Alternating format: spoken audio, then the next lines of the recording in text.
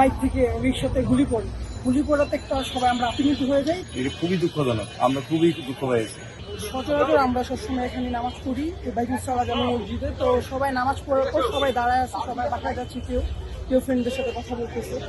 কথা বলার মাঝখানেই হঠাৎ ফকিরাপুর কালভার্ট ওই দিক থেকে একটি রিক্সা আসতেছে, পিছন পিছন একটি বাইক আসে।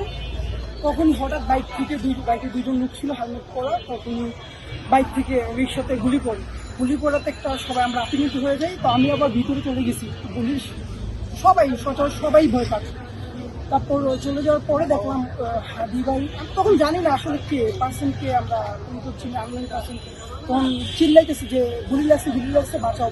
তো সবাই আর বাইক রানিং এ গুলি করে বাইক চলে গেল, কেউ বাইককে ধরতেও পারে না বা কেউ ধরার জন্য তেমন কিছু করে না। তারপর গুলি করার পরে চলে গেছে। আর ওই যে রিক্সা ব্লিডিং হতে এদিক থেকে এসে এখানে থামার পরে সবাই ধরে মোড়ে হসপিটাল নিয়ে গেল।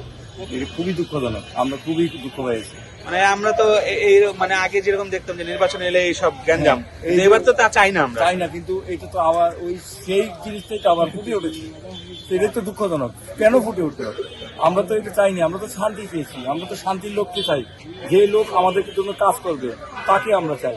কিন্তু তাকে এভাবে মার্ডার করার চেষ্টা করা মানে হলো আমাদেরকে আঘাত করা, আমরা যেন কোনো সময় শান্তি না পাই। এটা খুবই দুঃখজনক, এই জন্য আমরা খুবই দুঃখিত।